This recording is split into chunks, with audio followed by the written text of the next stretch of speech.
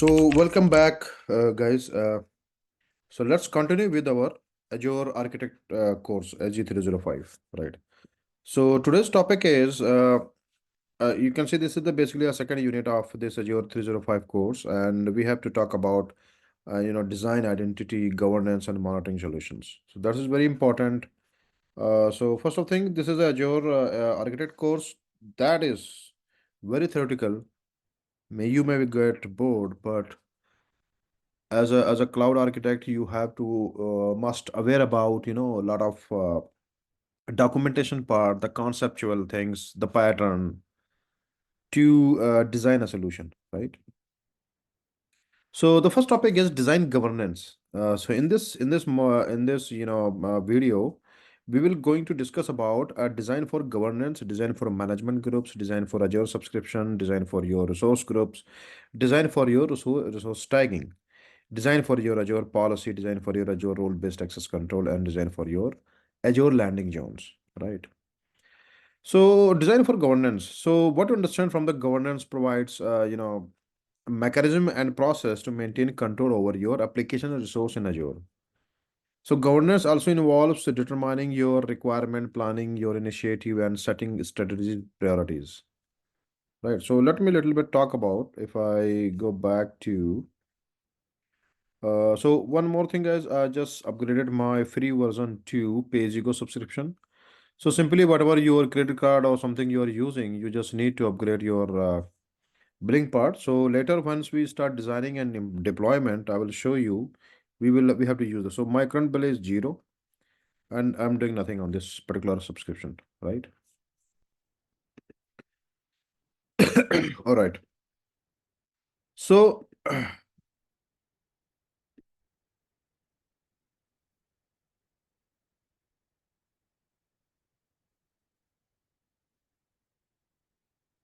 so in this design governance, right? Let me start this. So if you what you understand from the term governance? So the term governance describes the general process of establishing rules and policies basically. So governance means you put or create some policies across all your organization, right? You can say the industry standard also. So governance ensures those rules and policies are enforced. I mean, it's applied or not. So a good governance strategy helps our organization to maintain control over the application and the resources that we as IT team, you can say, or the cloud operation team going to manage on the cloud side, right? So maintaining control over your environment ensures that you stay compliant with industry standards such as information security management, your organization or you whatever the corporate you are in standard is matching or not. So such as ensuring that network data is encrypted or not, right? So this is what we uh, are going to discuss in this, right?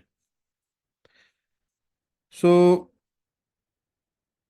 a typical Azure hierarchy, right? So management groups helps you manage access policy and compliance for multiple subscriptions, right? Subscription are logical container that serve as unit for management and scale. Subscription are also billing boundaries. So this is the governance strategies, as your policies, resource tagging. Tagging is very important. You know which department you are belongs to. You have to just and how many subscription you are using under the tenant root group. So tenant root group basically you can say the main body of Azure subscription. You can say under this you can manage your manage groups, your subscription, your resource group, your resource, your and more your resources, right? So this is what it's all about. So let's back to this. Right, little bit we talk about the multiple. So governance is most beneficial for our engineering team working on Azure. Multiple subscription to manage, regularity requirement that must be enforced, standards that must be followed for all the cloud resources. So this is what it's all about, right?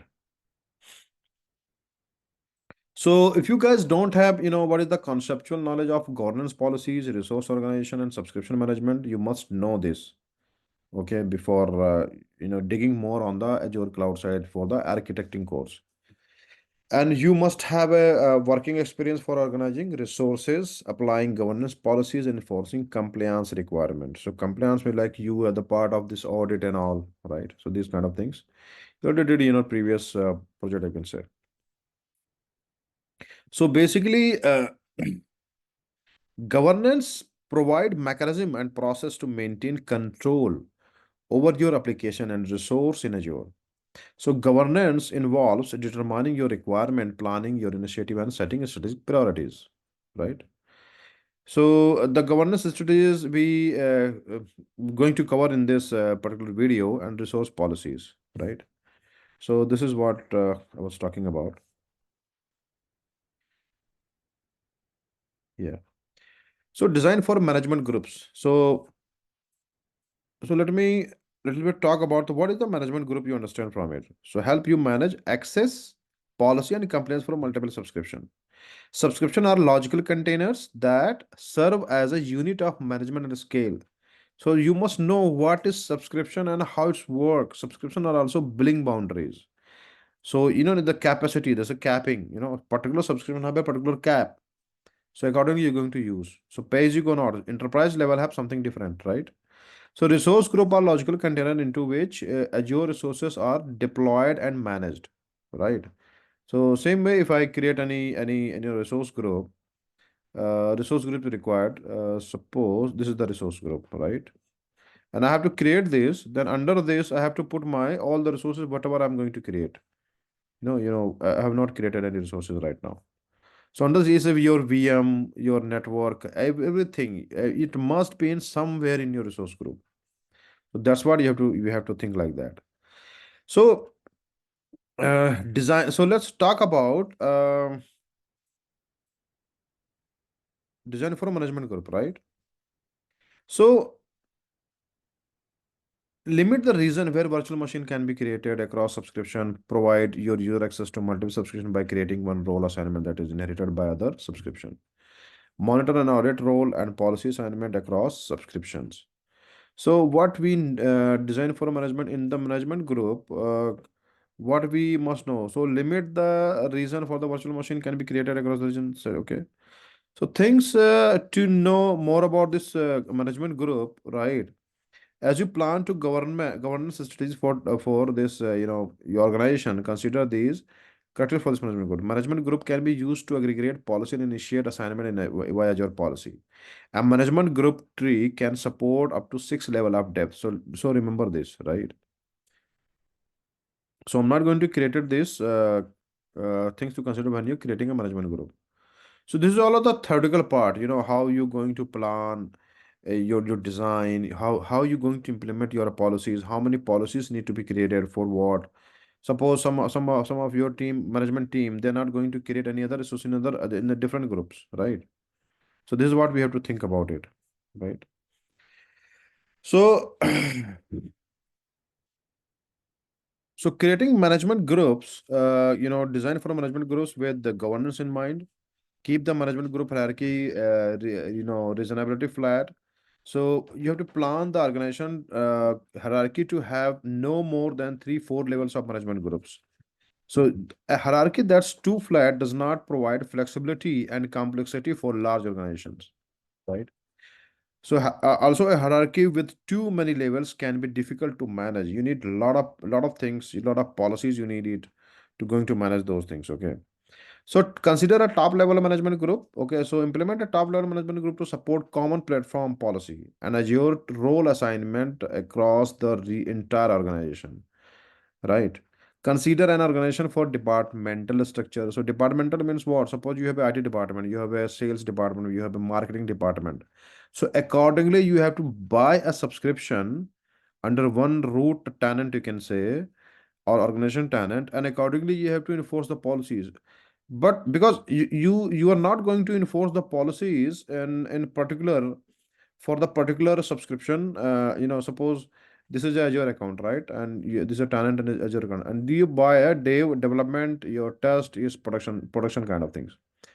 You cannot put those policies, same policy you can use for this production. So we have to decide which one we have to use for the test governance, under the test, under the dev, and under the production side. So this is what we have to think about. Last, you read this, okay? So Azure subscription are logical container that serves as a unit and management and scale and billing boundaries. Limit and codes can be applied, and each organization can use subscription to manage costs and resources by the group. So under this particular subscription, you have a lot of resources here, a lot of resources here, network, in even everything. Production side, you're using a lot of databases, a lot of applications, a lot of virtual machines, because it's a development phase, then you have the testing phase, then same thing you have to put on the production side. Okay. So this is what we have to think about inside the designing for the subscription level of uh, you know uh, subscription, design the subscription. Also, group subscription together under one management, under the management groups, you have to think about it. Consider a dedicated shared services subscription. So use a shared services subscription to ensure all common network resources are built together and isolated from other workload. So just like you can say this shared services example, subscription example is like include your Azure Express route and virtual WAN. Express route basically going to connect with your on premises, and you have to going to use for all the subscriptions. So that is a common. So this is what you have to thought level. You have to think like that. And considering a subscription skill limit, also every subscription have a limit, right? The you have to maintain your capacity planning, you can say. So subscriptions serve as a scale unit for component workloads, large specialized workload like high performance computing, like IoT, SAP, if you are using, are better suited to use separate subscription. By having separate subscription for different your organization groups or tasks, you can avoid resource limits, such as limit of 50 Azure Data Factory integration. You can do it under the one subscription. Otherwise, you have to talk to a Microsoft support team, and you have to increase your subscription capacity. Okay. So this is why we use in Azure multiple subscription to avoid the everything under one subscription, right? So consider administrative management also, and consider how to assign Azure policies for the particular subscription. Or and you can say the policies are both management groups and subscriptions serve as a boundary for the assignment of Azure policies. So workloads like those of the like a PCCI DSS compliance. Okay. Rather than using a management group to group workload that required PCI compliance, you can achieve the same isolation with a subscription. This type of decision ensure you don't have too many organization level management groups with only a few subscription. So you have to think like that, right? Consider network topologies. So topologies means virtual network can't be shared across subscription. Remember this. Under one subscription, you have a different net. Particular subscription have a particular. You have to use a virtual network, right? So resources connect across subscription with different technologies such as virtual network pairing or virtual private network VPNs. Consider with your organization workload must communicate with each other when you decide if a new subscription is required. So if you required, you just implement it. Simple, right? So considering making subscription owner aware of their roles and responsibilities, conduct a quarterly or biannual or biannual access review by using Microsoft intra privilege identity management. That's what we will talk about in future. So access reviews ensure privilege don't proliferate as a user move within the your organizations or customer organization, right? Okay. So this is what is all about. I was talking about the subscription level, right? By using the subscription, you can manage a track cost of your organization structure. So next is the design for resource group. So what is resource group? First, we have to think about resource group where you put your all. It's a logical container where you put all your resources, whatever you're going to create under one particular subscription. Particular subscription, remember it, because in Azure we can create many subscription, and under the many subscription we have to put our resources as per our requirement, the department was. I mean, it depend upon how you're going to decide which subscription is used by which team, right? So this is how.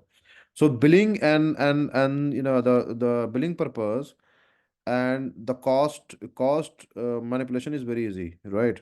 Suppose marketing have a team have a some budget, so that's why we use a particular subscription to ensure that this infrastructure is used by the marketing team or sales team, and they have to pay for this, right? So this is how, that's why it's required these things.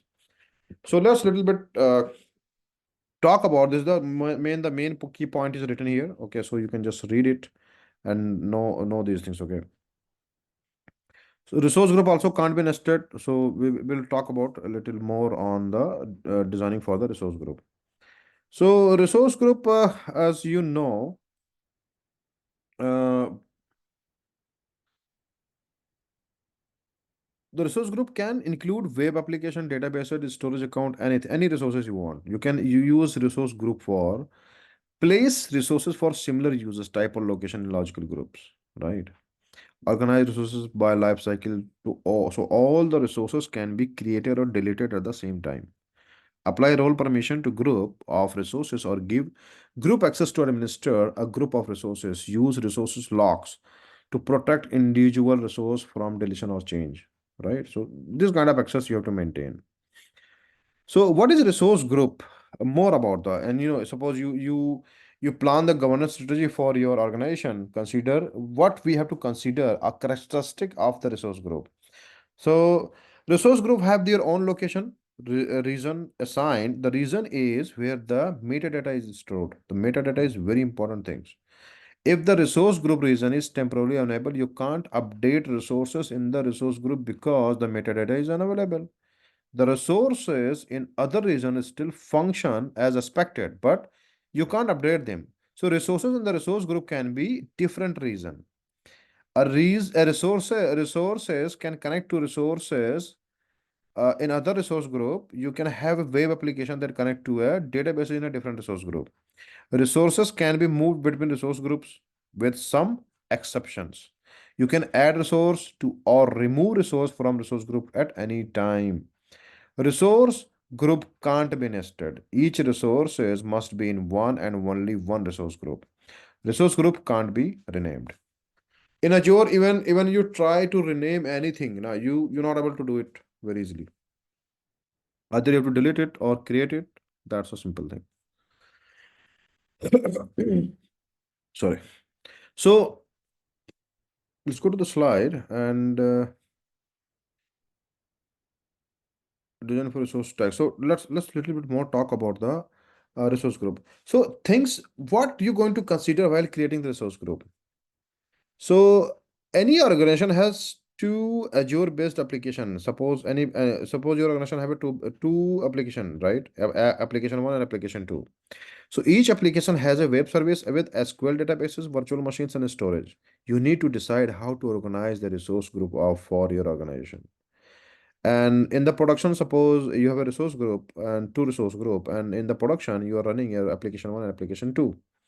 So consider group by type. So you have to make a group of storage, same way you have to make another group for the web applications, right? So this is how you can separate the resource groups, or you can group by application, or group by even you can group it as application one, application two. But this is the better way, right? So you're not going to confuse which databases is connected with the application one and application two, right?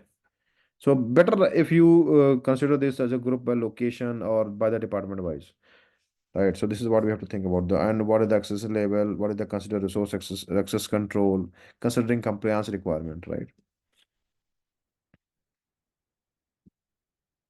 All right. So designing for resource tag is very important, and this is completely used by your not capex, opex, operational expenditure, because cloud is whatever you use, you have to pay. Simple. So OPEX means which department, and you have a proper tagging naming convention you have to use for the particular department, finance, development, environment wise, location wise. So this is what you have to think about in the designing for the resource tag. right? And same resource tag can be added, modified, or deleted. This can also be done with the PowerShell, your Azure CLI, Azure Resource Manager, ARM templates, also REST APIs or Azure or other Azure portals. Even you can use in your automation things as well. This can be applied to resource group, however. Tags applied to resource group are not inherited by the resource group in this, right? So when you're designing the resource group, a resource tag, you have to think like this, right? The naming convention, you can say simply, this is what is written here: functional for the classification, for the accounting purpose, department of finance, you have to put something. Partnership है तो you have to use the permit user manager to purpose base. So this is how you're going to use it for the resource tagging. All right, so let me a little bit more talk about the environment and production wise. So this is how you going to implement your tagging. So tagging used by everywhere, every resources we can use. And untagging means that resources you don't you're not going to decide which department or who is using for this particular resources. So that's why tagging is required, right? So more if you want to learn more about the tagging, just tag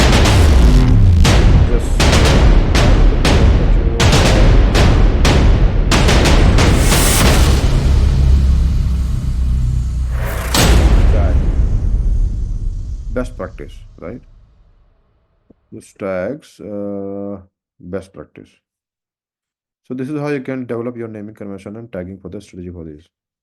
Develop your naming and tagging strategy for your resources. So this article is very important, and you can use this for this name your resource and assets. Next step, RT team. Okay,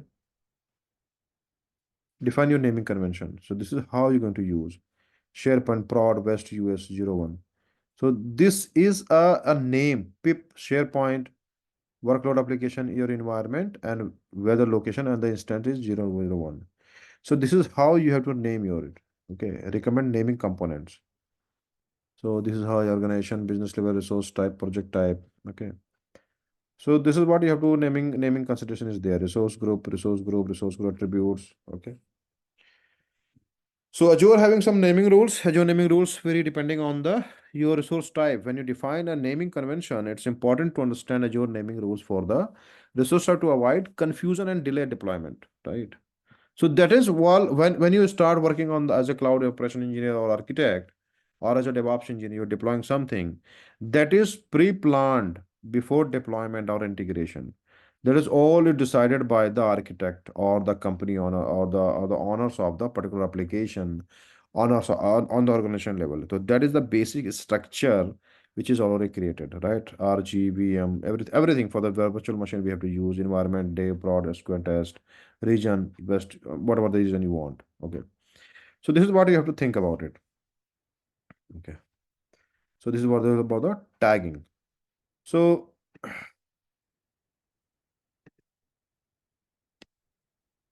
next topic is Azure policy. So Azure policy is a service in Azure that enables you to create, assign, and manage policies to control or audit your resources. These policies enforce different rules over your resources configuration. So the configuration is stay compliant with the corporate standard. Azure policy also let you define both individual policies and groups for the related policies called initiatives. Azure policy comes with many built-in policy and initiative definition. Even built-in, you can also create your own programmatically. You can also create on, or you have to work with your developer or someone is good in the little bit creating your JSON kind of templates. So Azure policies are inherited down the hierarchy. You can scope and enforce policies at different levels in the organization hierarchy. Azure policy evaluate all resources in Azure and Arc, enable resources, specified resources type that are hosted outside of Azure. Azure policy highlights resources that are not compliant with the current policies. Azure policy to prevent non-compliant resources from being created and automatically remediate non-compliant resources. Suppose some of your admin you are given access for the particular US East location. So he is able to deploy any resources under the particular region. That's what you kind of policy you have to implement. But he not going to create anything in UK region. So this is what the policy means. You're giving somebody access who can do the authorization access. So what, which location, which area he is authorized to, that kind of policy you have to maintain. Okay. Azure policy also integrated with the Azure DevOps by applying pre-deployment and post-deployment policies. So this you have to remember this. Okay. So so this is what all about. And so same way you have to consider, right? RBAC also is very important. Control access, resource access. So after you determine your identity management solution for your organization, it is time to think about resource access. What resources should these identities to be able to access? How will you enforce that access? How will you monitor and review the access? A user's identity goes through several phases. Initially, the user has no access. Access can be granted through RBAC and verified with Microsoft Intra conditional access. So Microsoft Intra ID production can be used to monitor the user access periodically. Microsoft Intra access review confirm the access is still required, right?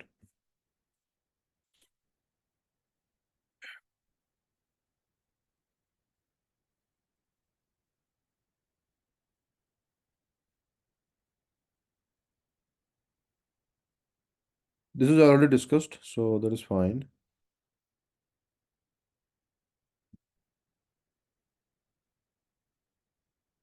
Now we'll talk about the design for role-based access control or back. So role-based access control, what is this? What do you understand from it?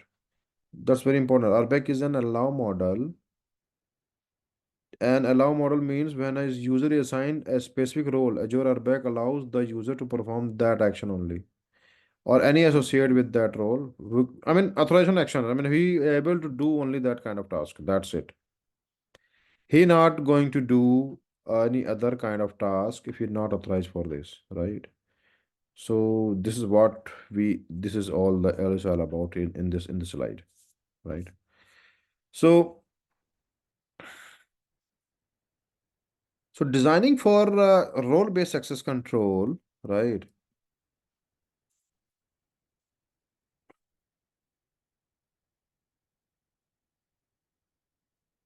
Allow one user to manage virtual machine in a subscription and allow another user to manage a virtual network only. Allow members of a database administration group to manage SQL database in a subscription. But that person who have access for the SQL databases, he not going to deploy virtual network. He not going to work anything on the virtual network. Okay. So this is what RBAC is all about. So allow you can even allow a user to manage all resources in resource groups such as virtual machines, website, and subnets, and even allow an even you can give only the read permission also. You can give the permission for the access all resources in particular resource group also. So this is what is RBAC is going to help us. So so consider the highest scope level of for each requirement. Your first step is to accurate define each role base define and its permissions.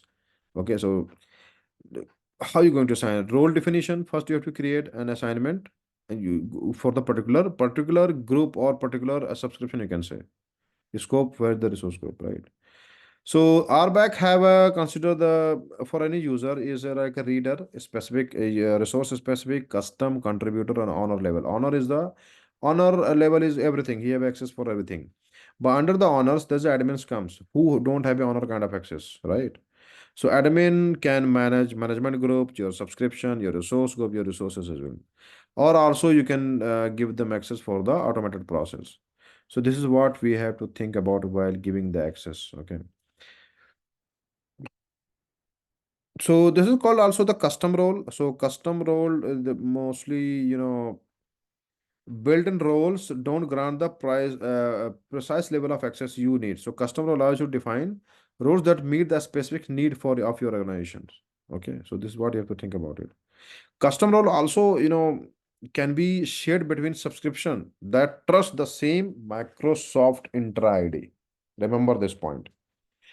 So, considering how to resolve overlapping or role assignment. So, Azure RBAC is an additive model. So, your effective permissions are the sum of your role assignment. Consider a user is granted the contributor role at the subscription scope and the reader role on a resource group. The sum of the contributor permission and the reader permission is effectively the contributor role for the subscriptions. Therefore, in this case, the reader role assignment has no impact. Okay. So next topic is design for Azure landing zone. So Azure Landing Zone provides an infrastructure environment for hosting your workloads. Landing zones ensure a key foundational principle are put in place where you deploy services. So what are this?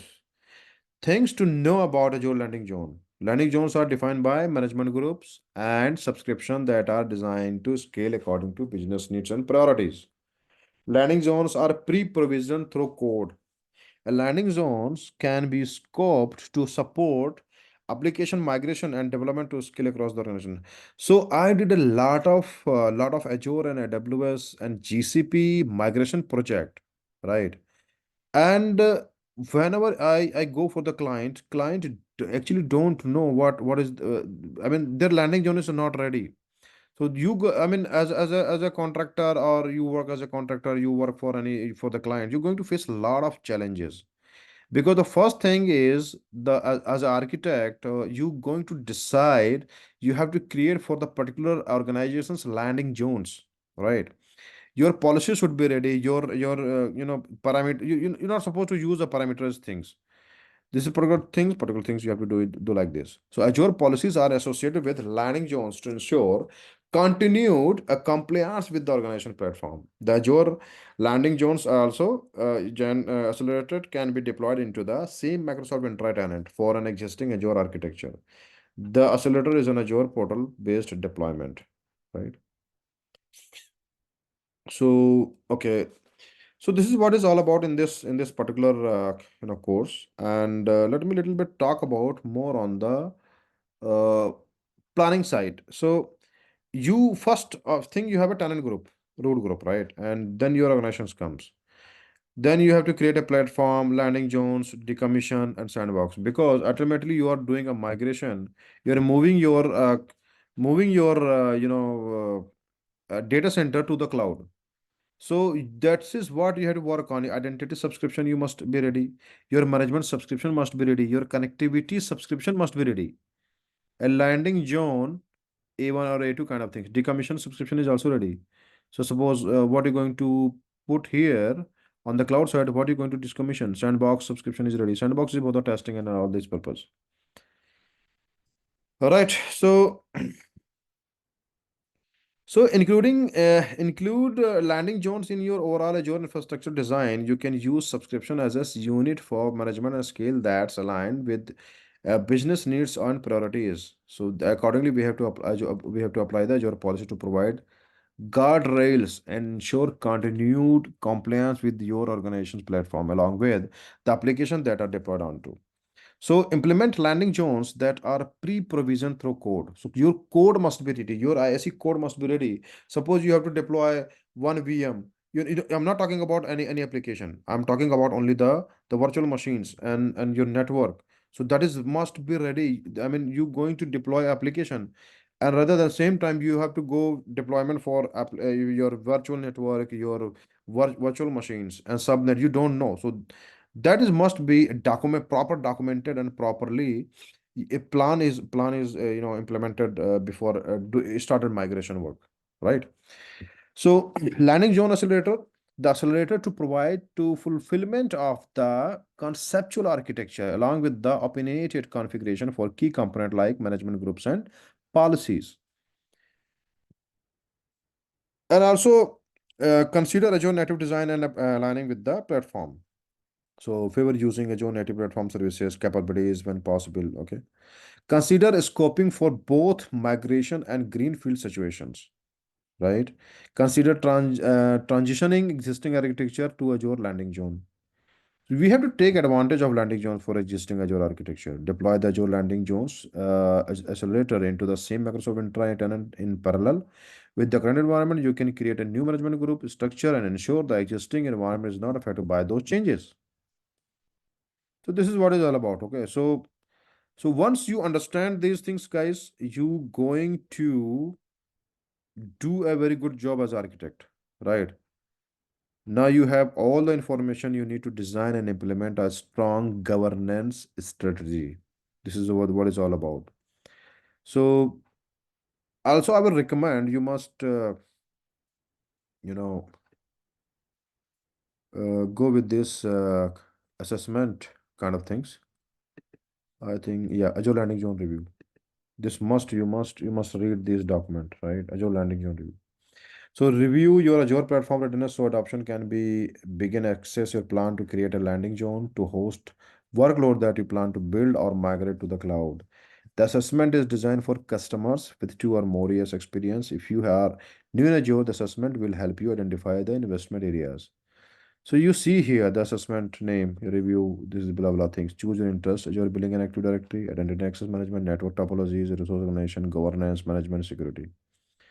So you have to use, and also you can use this. So just click on the start, but first you have to select those things, right? Let me select this management. Let me select all, right? And go to the start button. Yeah, which of the following option best describe your current Azure environment? You give them answer, which we have Azure tenant with the nothing deployed on it. So you have to give answer. Suppose I'm selecting the first one and move to the next. So that's what I'm trying to make this session very interactive, right? So anybody who's watching this video, they can understand this. About your organization, you have to tell in the assessment what is your organization current model is. Decentralized, centralized operation, enterprise operation, or distributed operation. So suppose you must know that decentralized operation, centralized operation, enterprise operation. If you don't know, there's a definition in the video. You can just go with this. Okay. Suppose I'm choosing the distributed operation.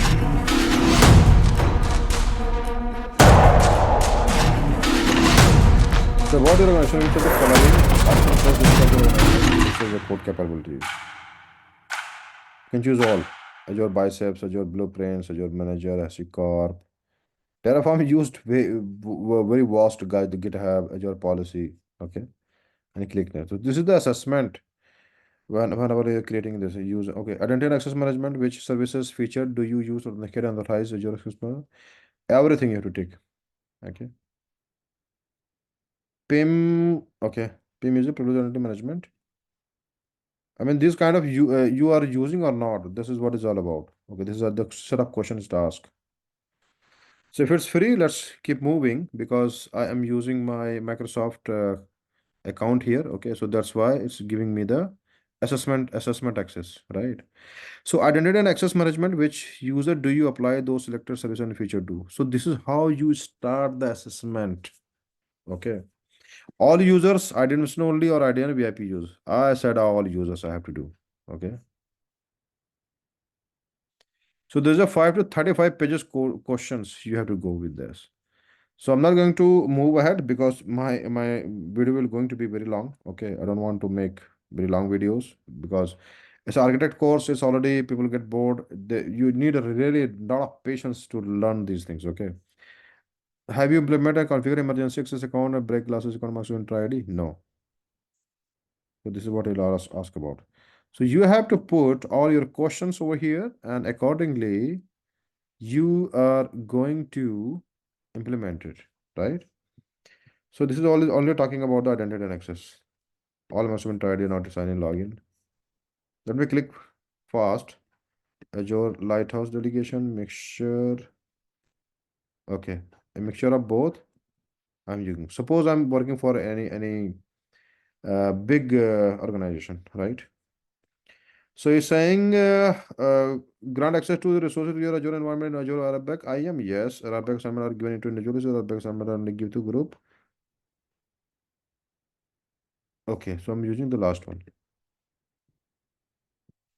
So this is the particular things I will trying to do. Okay, next, what to choose our organization level. Okay, so this is a lot of questions it will ask. Okay, so whatever you want, you have to carefully. You have to go with it. I'm just I'm selecting here very randomly, right? So what is the assessment is going to be take it out.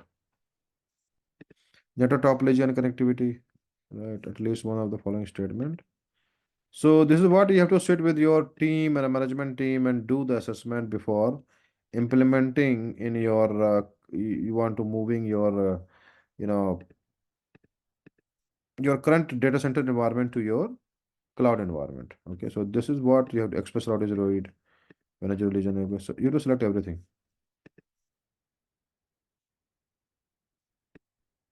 It will ask a lot of questions, right?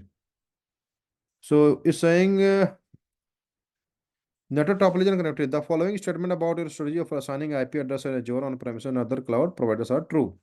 A good Azure IP address schema provides flexibility, room, or growth. So when you can choose your IPs and everything, okay, we have only private IP address range from RFC. Suppose you are working on bank or your customer is a bank. So bank have a private IP addresses. So that's what you have to select it.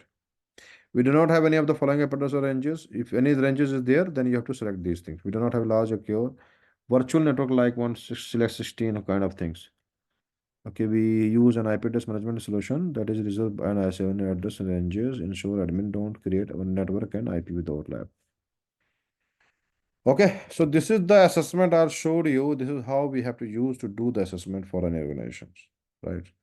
So thank you very much, guys, and I will see you in my next video, and we will talk about designing authentication and authorization solutions.